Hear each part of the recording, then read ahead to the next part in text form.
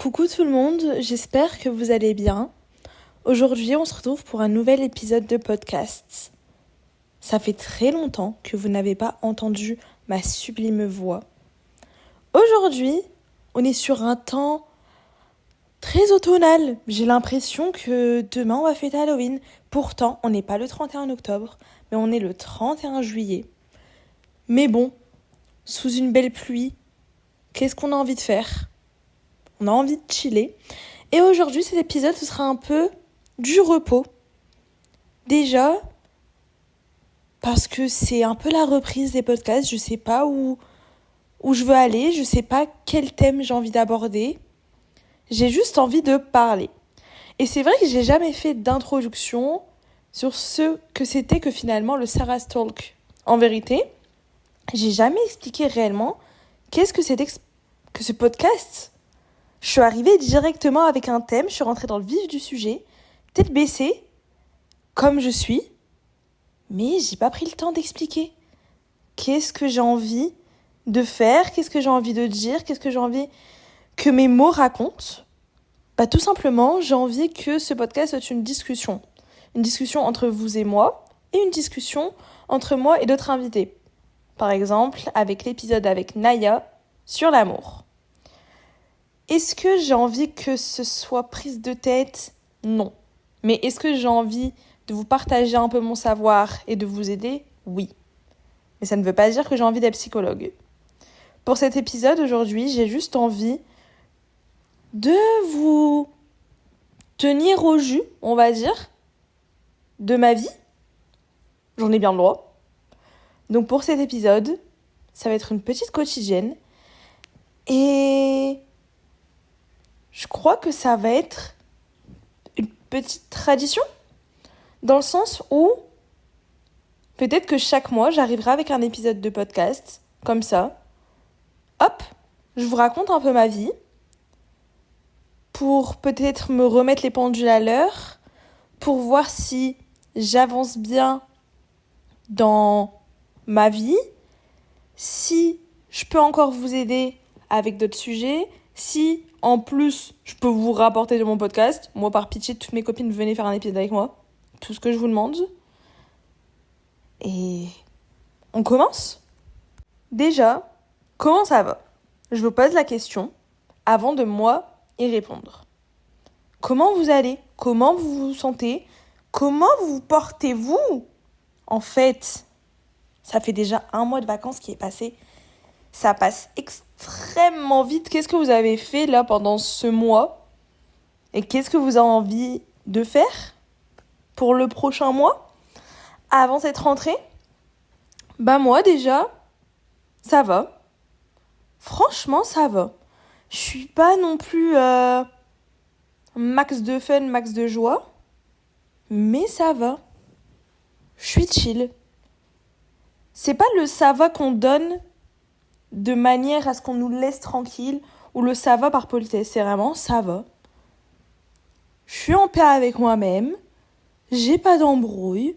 J'ai des petites story time à raconter par-ci par-là.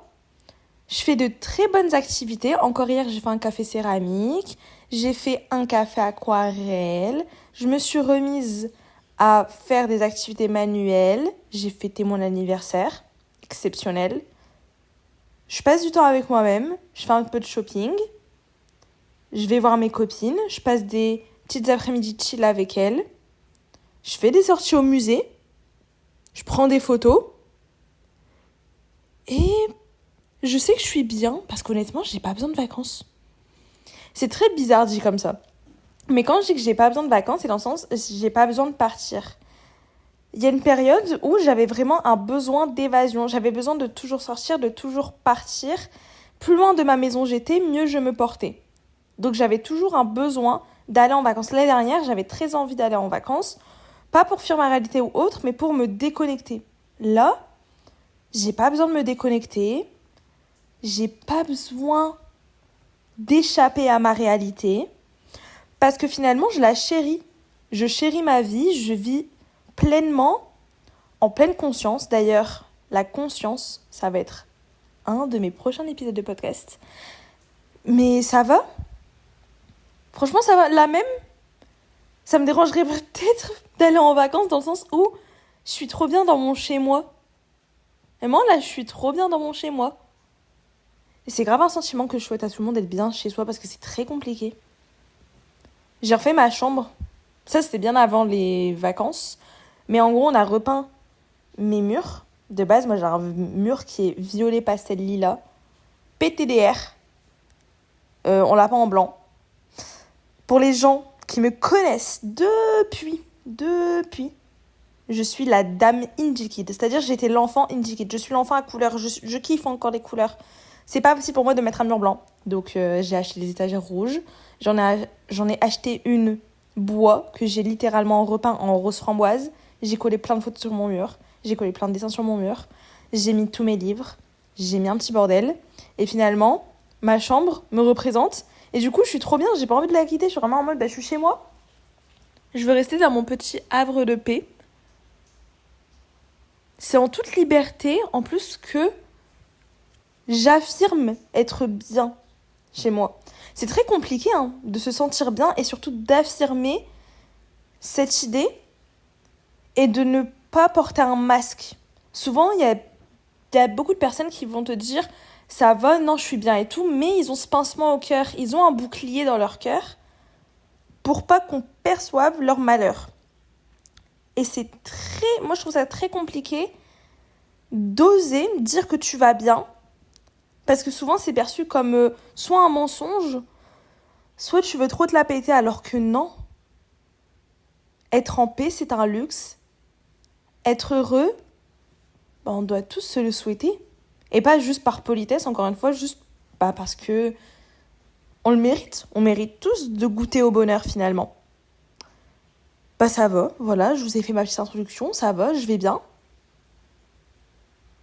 Mais maintenant, est-ce que mes projets vont bien ?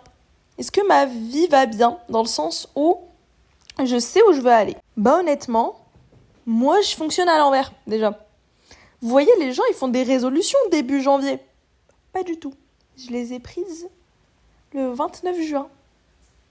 Ouais, moi c'est par année où je suis née. Genre tous les 29 juin, je vais te faire des résolutions. Là, mes résolutions, elles sont pas un peu farfelues, mais elles sont assez précises. C'est vrai que les résolutions, ça doit être précis de base. Mais les miennes étaient quand même toujours très larges. Dans le sens où je me disais, ok, j'ai envie de faire du sport. Vous voyez, faire du sport, c'est très large. Mais finalement, qu'est-ce que j'ai envie de faire ? Là, sur mon bingo de mon année, je me suis mis recourir un 5 km. Parce que j'en ai déjà couru un avec Meili. Voilà. En octobre dernier. Franchement, j'ai fait un très bon temps pour une meuf qui n'avait vraiment pas couru depuis très très très longtemps. 33 minutes en 5 km. Je suis pas peu fière. Mon objectif, c'est là de recourir un 5 km. Et pourquoi pas refaire un 5 km et peut-être un 10 km pour une prochaine course. Je me disais aussi toujours, faire des activités créatives. Faire des activités manuelles. C'est très large, mais finalement, là, qu'est-ce que j'ai envie de faire ? Là, je me suis dit, reprendre mon écriture, reprendre aussi le fait de trouver ma passion, parce que pendant une très longue période, par exemple, ma passion, c'était le henné. Mais est-ce que là, le henné, c'est redevenu ma passion ? Est-ce que j'ai besoin de trouver autre chose ? Parce qu'en vrai, on a besoin d'une passion pour vivre. On a besoin d'un truc qui nous anime. Dans le sens, moi, pendant une très longue période, au-delà du henné, j'avais aussi l'écriture. Même pendant une période, j'ai eu ma broderie. La broderie, c'était vraiment une de mes passions, ça m'animait trop. Et genre, le matin, je sortais, je pensais qu'à ma broderie, je rentrais, je voulais que faire ma broderie. C'était pas nocif. C'était omniprésent, mais d'une manière très saine. Et en vérité, avec tous mes petits objectifs, comme le fait de vouloir reprendre la course, parce que l'athlétisme, ça m'a toujours animée. Le fait aussi de vouloir reprendre l'écriture, reprendre des activités manuelles, C'est pour moi aussi un moyen de retrouver ma passion et ma lumière. Et est-ce que vous vous êtes déjà demandé si vous aviez une lumière, une passion? Je trouve ça trop intéressant de savoir ce qui nous anime et ce qui nous rend heureux.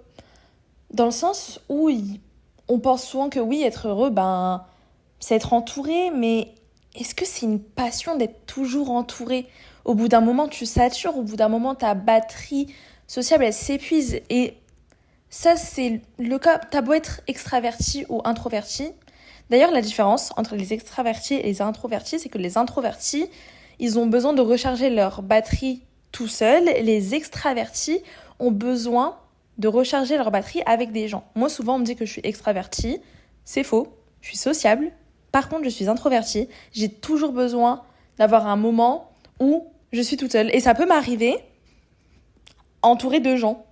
Voilà, je peux être entourée de mes meilleurs amis. C'est que je considère comme mes sœurs. À un moment, je vais être en mode, vas-y, marchez devant, laissez-moi 5 minutes pour me reposer.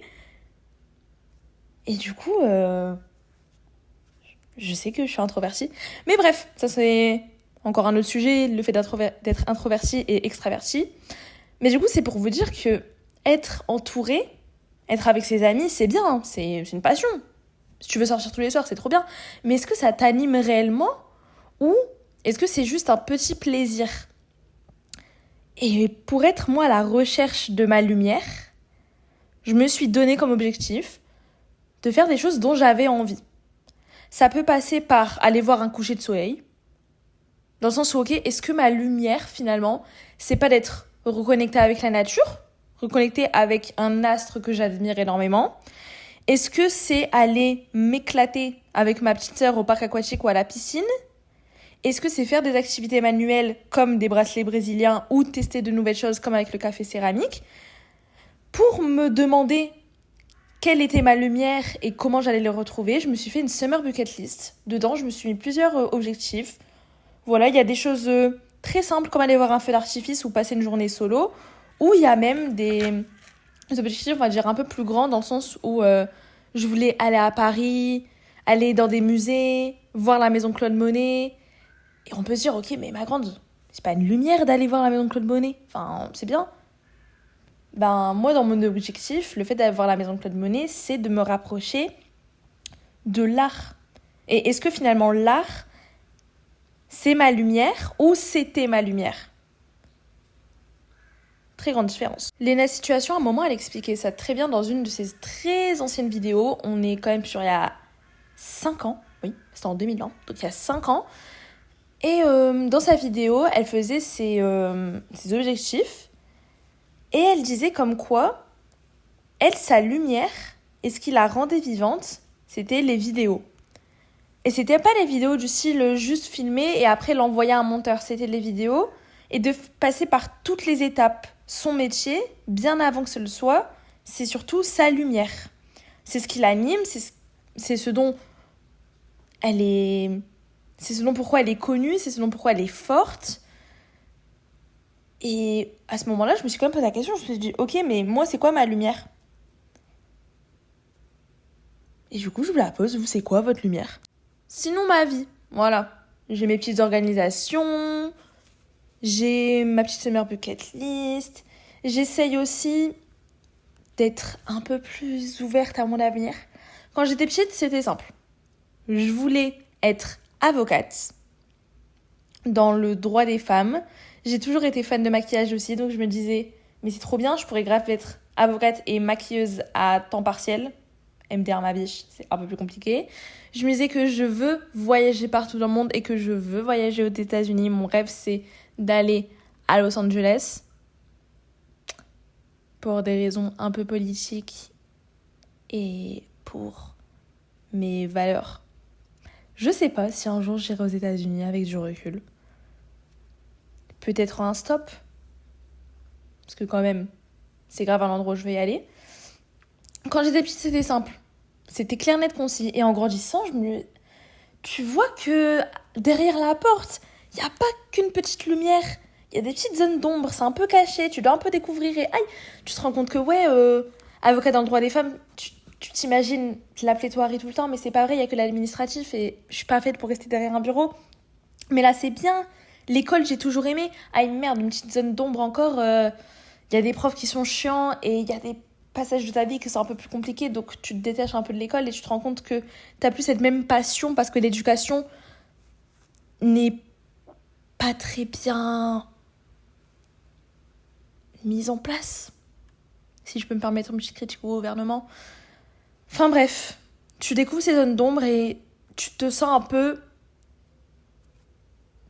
je dirais pas désorienté, mais un peu triste.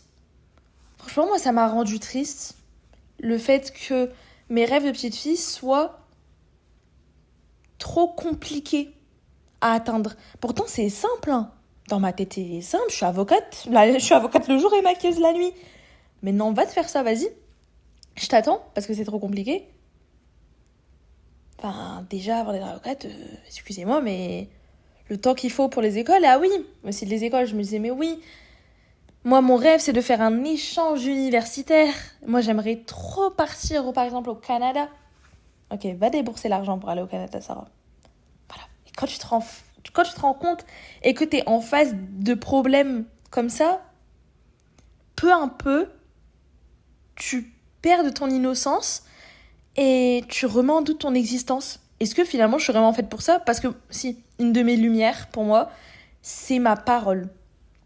Vraiment, moi, je veux vivre de ma parole, je veux vivre de ma voix. Quand j'étais petite, c'était vraiment le droit. Et avec du recul, je me disais, est-ce que je peux faire autrement ? Parce que je vous avoue qu'aujourd'hui, je suis un peu perdue sur mes études. Je sais ce que je veux faire, mais est-ce que ça va me plaire ? C'est trop différent et j'ai trop la flemme d'être déçue. Donc là, je me suis dit, ok, dans mon petit journal, je vais me donner des objectifs d'avenir, mais pas trop carrés. Par exemple, dans mes objectifs d'avenir, je me suis mis, ok, je veux voyager, mais je veux voyager où ? C'est quoi les endroits que je veux visiter ? Et honnêtement, les endroits que je veux visiter, ils peuvent être très bidons, comme des petites villes.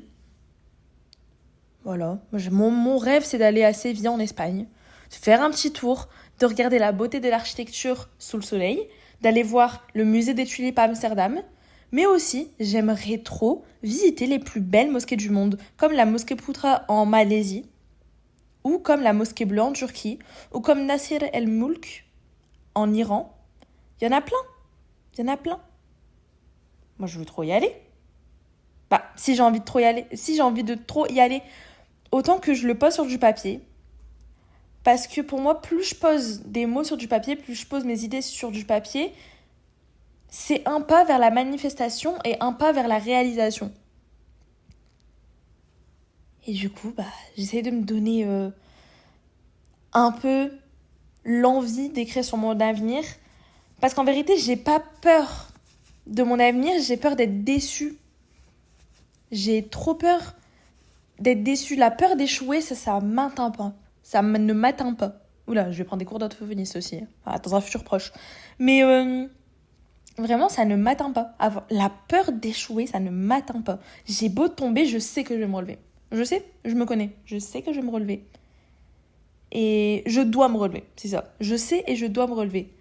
Par contre, si je suis déçue, c'est trop différent. T'es là, tu te fais une image. Et finalement, l'image, elle devient un peu pixelisée. C'est pas comme tu l'avais imaginé dans ta tête. C'était clair, net, précis. Là, c'est un peu flou. C'est pas un beau flou en plus, hein. Le cadrage, il est pas top. Et la mise au point, elle est un peu mal faite. J'aime pas trop la DA et je veux que mon avenir soit dans une belle DA que j'ai choisie, purée. C'est dommage qu'on puisse pas tout choisir non plus. C'est un peu dommage. Mais finalement, tout ça pour dire qu'un autre de mes objectifs, c'est vraiment de ne pas avoir peur de cette idéalisation. Faut pas que j'ai peur d'être déçue. Il faut que j'avance, il faut que je me donne aussi les clés pour y arriver. Il faut que surtout je note mes objectifs et que je décide de quoi va être bâti mon avenir. Je suis l'enfant créative, moi, de la famille. Je suis l'enfant qui a la boîte à souvenirs la plus remplie. Je suis l'enfant avec tous les tubes de peinture sur son bureau, avec les fils de broderie sur un côté, avec les cadres photos de l'autre, avec la couleur qui explose dans son cerveau. C'est trop compliqué pour moi de choisir. J'ai envie de faire un assemblage de couleurs infini. J'ai envie de faire un assemblage de rêves infini. J'ai envie d'être directrice artistique d'une grande marque, comme j'ai envie d'être journaliste indépendante dans les plus grands fashion shows du monde. J'ai envie d'être juste globe-trotteuse. J'ai envie d'être une plongeuse professionnelle. J'aurais eu envie de ne jamais abandonner la danse pour peut-être devenir un jour la plus grande breakdanceuse du monde. Mais je peux pas. Parce que je dois choisir et surtout je dois être concise. Peut-être que dans une autre vie, j'ouvrirai un coffee shop avec des fleurs. Mais pourquoi dans une autre vie, sachant que il n'y en a pas plusieurs, j'en ai qu'une seule? On fait comment maintenant? Voilà, on fait comment? C'est trop compliqué. Et c'est pour ça que, franchement, j'aimerais bien un peu de vos conseils de comment vous imaginez un peu votre avenir. Pas des conseils du style, oui, franchement, va dans cette école-là, pas pitié. Mais juste, comment vous autorisez à voir votre avenir? Comment vous vous autorisez à être heureux dans votre futur? Je pense que je vous ai donné un peu de devoir, voilà. Je vous ai demandé comment vous allez. C'était quoi votre lumière? Est-ce que vous avez une petite passion? Comment vous voyez votre futur? Est-ce que vous vous autorisez à être heureux? On est sur un bon épisode de 20 minutes. Et franchement, c'est sur ces mots que je vais achever cet épisode de podcast. C'était une petite quotidienne. J'avais pas grand-chose à dire, mais je voulais parler. En espérant que ça vous aura plu, peut-être un peu réfléchi. Peut-être que vous me donnerez aussi un peu des idées pour les prochains épisodes de podcast. Sur ce, je vous fais plein de gros bisous et à la prochaine.